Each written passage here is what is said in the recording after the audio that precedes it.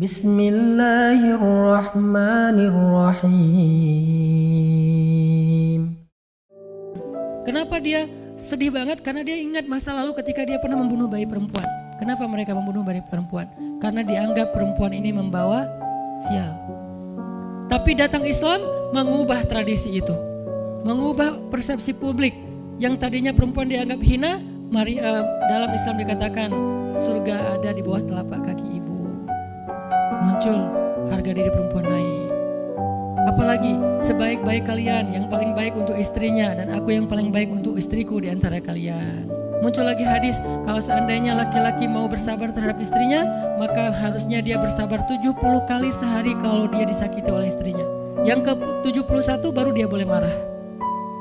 70 belum boleh marah.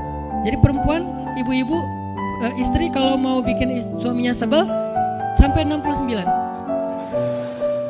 Atau 70 boleh lah. Tapi yang ke-71, nah ini udah layak dimarahin. Tapi kan gak pernah ada sampai 70 kan. Paling juga 10%-nya lah, 7 kali sehari. Dan itu istiqomah setiap hari. Hari ini kok kamu gini lagi sih, kemarin udah beda hari. Jadi beda hitungannya, 0 lagi mulai dari awal. Tapi nanti ada hadis penyeimbang. Nabi itu kan bijaksana banget. Yang diajarin bukan cewek doang, cowok juga diajarin. Ketika hadisnya supaya memuliakan perempuan ada, nanti ada lagi hadis laki-laki. Seandainya seorang perempuan menjilat luka dan darah dan nanah di tubuh suaminya, itu belum bisa membayar satu saja kebaikan suami kepada dia. Jadi menjilat lukanya aja belum bisa bayar kebaikan, terus ngapain marah-marah coba. Sehingga dua-duanya ada nasihat untuk suami. Kalau istrinya lagi ngambek, namanya juga lagi sedih, ya udah kamu sabar aja 70 kali. Untuk istri, jangan ngambek, karena kalau kalian berbuat baik aja belum bisa bayar kebaikan mereka. Terus gimana dong Ustaz? Ya udah, sekarang solusinya adalah sama-sama mengambil sisi baiknya. Kayak gitu nasihat Nabi. Makanya saya agak kurang setuju kalau khutbah Jumat itu memakai hadis menjilat darah dan nanah. Karena yang dengar suami. Wah bener nih khutbah Jumat, saya senang banget khutbah Jumat hari ini. Pulang-pulang, mah tadi khutbah Jumat keren banget nih mah, kebenaran aku catat nih mah, gak bisa. Kalau khutbah Jumat pakailah hadis sabar 70 kali. Menasihati suami. Kalau majelis taklimnya ibu-ibu, masalah tadi seandainya saya boleh menyuruh manusia sujud kepada manusia, saya suruh sujud istri kepada suami. Masing-masing ada hadisnya, jangan disilang. Ini gak bijak dalam ceramah, karena harusnya memberi nasihat yang bisa memperbaiki, bukan menambah tuntutan baru. Wah benar nih, kalau suami saya dengar, harusnya suami saya datang, Ustadz boleh nggak acara selamatan di rumah saya nanti temanya ini gitu. Kalau perlu ngundang Ustadz yang dia kenal, request dulu untuk ngemojokin pasangan, ini nggak bijak. Balik lagi ke cerita tadi, Maryam tuh pinter banget, cerdas banget. Dari kecil dia udah hafal Taurat. Ibarat anak sekarang hafal Quran. Dan lebih sulit ngafal Taurat daripada Quran. Kenapa? Karena bahasa Al-Quran itu sastra banget. Jadi ngafalnya itu kayak ngafal syair. Itu aja udah susah kan? Kebayang gak ngafal Taurat? Lebih sulit lagi tuh. Dan Maryam dari usia di bawah 5 tahun udah khatam Taurat. Udah tahu tafsir Taurat usia 7 tahun. Bahkan saking keren dan pinternya Maryam, kadang-kadang ketika Maryam ngobrolin tentang Taurat sama Zakaria, itu Zakaria sampai geleng-geleng kepala. Maryam, gitu maksudnya? Sampai nanya ke Maryam, gitu oh maksudnya. Maryam ngomongnya ke Zakaria udah kayak ngajar gitu, saking pinternya Maryam. Jadi hadis-hadis Zakaria Maryam hafal. Kan para anbiya tuh punya hadis kan. Hadis Zakaria dihafal oleh Maryam. Tauratnya Musa dihafal oleh Maryam. Kebijaksanaan para nabi dihafal oleh Maryam. Dia dari usia 10 tahun tuh udah jadi ulama besar Maryam. Artinya kalau misalnya orang mau berargumen dengan Maryam, dia punya banyak bahan, dia punya banyak narasi. Dia lagian Maryam itu pintar ngomong, tapi Maryam diam. Jadi kalau kita ngerasa pintar ngomong, pintar komen, pintar apa, tetap aja kita punya alasan harusnya kita diam. Karena Maryam yang lebih daripada kita ternyata juga diam. Akhirnya Maryam diam. Dikatakan ya ukhta Harun, diingatkan lagi dengan kemuliaan keluarga Imran. Ya ukhta Harun, ma'akana abuki mra'asau wa ma'kanat ummuki baghiyah. Ayah kamu itu Imran loh Maryam, kamu gak malu punya bayi di luar pernikahan sementara keluarga kalian tuh keluarga baik-baik. Apa kamu tega menyakiti ayahmu, mencoreng nama besar dan nama baik keluarga besarmu, dan seterusnya. Maryam makin luar biasa panas banget, sedih banget. Dan Maryam itu yang lebih berat lagi teman-teman. Mungkin kalau kita digituin agak kebal ya. Terutama cowok lah. Cowok kalau digituin agak kebal karena emang kurang berperasaan sih kalau cowok ya. Coba lihat dari angle cewek. Cewek itu lebih peka loh dari kita. Kita mah mungkin lebih mudah lah diam. Diomelin, diam aja. Karena kita kan orangnya agak santuy gitu kan. Kalau cewek tuh gak bisa gitu. Makanya lihat angle ini dari angle cewek. Kalau tadi Zakaria, sekarang Maryam. Dan Maryam lebih peka daripada semua cewek yang ada di muka bumi. Lebih perasa lagi daripada perempuan yang ada di muka bumi. Sangat-sangat pemalu. Saking pemalunya ketemu cowok keren, ta'awuz coba. Cewek itu perasaannya lebih dalam daripada kita. Jadi kalau misalnya cewek-cewek, Maryam tuh gak punya ketemu cowok keren aja dia ta'awuz. Siapa cowok keren yang ditemui Maryam? Gabriel loh yang ditemuin. Dan waktu itu Jibril menjelma. Apa? Fatamassala laha basyaran sawiyya. Jibril menjelma sebagai basyaran sawiyya. Allah yang ngomong tuh, cowok keren. Allah yang bilang keren. Kalau kita merasa udah paling keren, menurut Allah biasa-biasa aja. Karena Allah pernah menciptakan Yusuf, Allah pernah menciptakan Muhammad, Allah pernah menciptakan Yahya. Kita merasa paling keren, Allah pernah menciptakan Sarah, perempuan paling keren juga, Aisyah, Fatimah. Jadi buat kita kayak udah kegeeran paling keren se-Bandung gitu kan ya. Menurut Allah mah biasa. Kalau Jibril, Allah sendiri yang bilang dia tuh emang keren. Jibril emang bukan malaikat, tapi kalau ketemu manusia, kecuali para nabi, Jibril itu menjelma sebagai manusia. Supaya tidak terlihat wujud aslinya. Karena gak kuat orang lihat wujud aslinya Jibril. Nabi Muhammad aja pertama ngelihat Jibril dengan wujud aslinya pas di Gua Hira itu lari tuh. Takut, saking ngerinya Jibril tuh. Jangankan manusia, malaikat aja segan sama Jibril. Jibril lewat malaikat. Gak berani malaikat. Kenapa saya bilang kok disegani? Allah yang bilang di Al-Quran. Dia itu malaikat yang disegani. Dzu mirratin. Dzu mirrah kalau bahasa kita, malaikat yang sangat berwibawa. Sehingga di antara malaikat aja gak ada yang sembarangan bicara sama Jibril. Mau bicara sama Jibril kayak, segan malu gitu malaikat, cuma gak pakai itu mah Sunda ya. Pokoknya malaikat mah gak berani ngomong sama Jibril saking segannya. Kenapa? Gagah banget wujud aslinya. Ketika dia membentangkan sayapnya, itu sayap menutupi timur dan barat. Jadi matahari, bulan, bintang udah gak kelihatan. Yang kelihatan cuma Jibril dengan keagungannya. Itu belum Allah ya, baru ciptaan Allah. Jibril salah satu makhluk Allah yang paling agung. Sehingga saking kerennya Jibril, Allah gak menyebutnya dengan nama malaikat. Padahal golongannya malaikat, tapi Allah menyebutnya dengan Ruhul Quds, Roh Kudus, yaitu Jibril. Nah ketika ketemu dengan Maryam, Jibril bermisal itu menjelma sebagai basyaran sawiyah, cowok keren banget. Saking kerennya Jibril, Umar aja terkesima ngeliat Jibril. Pernah Jibril datang ngajarin iman, Islam, ihsan kepada Nabi Muhammad. Dan Umar ngelihat Jibril terkesima, gak bisa ngomong, diam aja. Benar-benar speechless banget nih Umar. Jibril udah pulang, baru Nabi nanya, Umar tahu gak itu siapa? Hah, apa Rasul? Gitu. Saking masih kayak terkesima, apa Rasul? Tahu gak barusan siapa? Siapa ya Rasulullah? Saya gak kenal orang itu, kok keren banget. Kata Rasul, itulah Jibril. Masya Allah, itu Jibril. Ya Alhamdulillah bisa ngeliat Jibril langsung, tau gitu tadi. Gitu ya. Kalau bahasa kita mah udah langsung pengen foto-foto kan sama Jibril. Kebayang gak cowok sekarang lihat Jibril? Baru lihat artis Korea aja kita udah kayak gimana kan, BTS atau apa, udah segala macam, udah guling-guling, udah gigit jari, baru BTS doang. Kadang-kadang nggak ngeliat BTS langsung, cuma lihat di TV doang, udah aku nggak bisa gini, aku nggak bisa gitu kan ya. Belum ketemu Jibril loh, jadi nggak ada lah artis sekeren Jibril. Baru Yusuf aja udah pada ngiris tangan, belum malaikat. Sampai ketika cewek-cewek ketemu Yusuf, mereka bilang apa? Ini bukan manusia, ini malaikat. Jadi gantengnya Yusuf itu bukan ganteng-ganteng apa? Itulah. Ganteng kok hewan gitu kan. Ini ganteng-ganteng malaikat. Belum ada tuh film atau sinetron itu. Yusuf itu ganteng-ganteng ganteng-gantengnya tuh malaikat. Levelnya tuh level malaikat. Jadi kalau ada Jibril, ada Yusuf kayak, ini yang mana Yusuf, mana Jibril ya? Keren dua-duanya. Nah Jibril datang ketemu Maryam bukan di atas panggung rame-rame. Berdua coba, intimate banget kan. Kalau di atas panggung teriak-teriak gak keren lah, biasa aja. Ini tuh berdua, private banget. Di satu ruang kecil, berdua gak ada yang tahu, tiba-tiba Jibril berdiri depan Maryam, senyum dengan khas senyumnya malaikat yang mematikan gitu. Maryam pas buka mata lagi zikir, ngelihat Jibril depan matanya keren banget.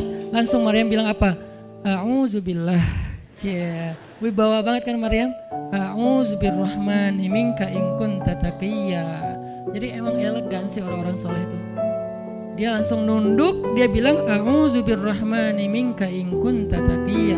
Aku berlindung kepada Allah yang Maha Rahman. Kenapa ngomongnya Rahman? Karena keren. Kalau enggak keren, a'udzubillah.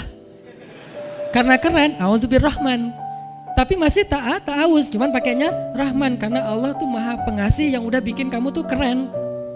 Diksinya luar biasa ya.